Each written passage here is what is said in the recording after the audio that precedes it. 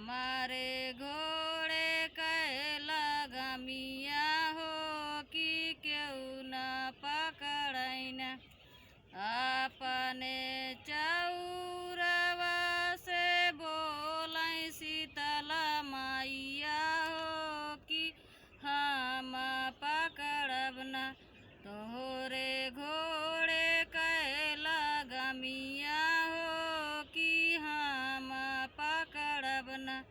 तोहरे घोड़े कैला गमिया हो कि हम पकड़ब न काले का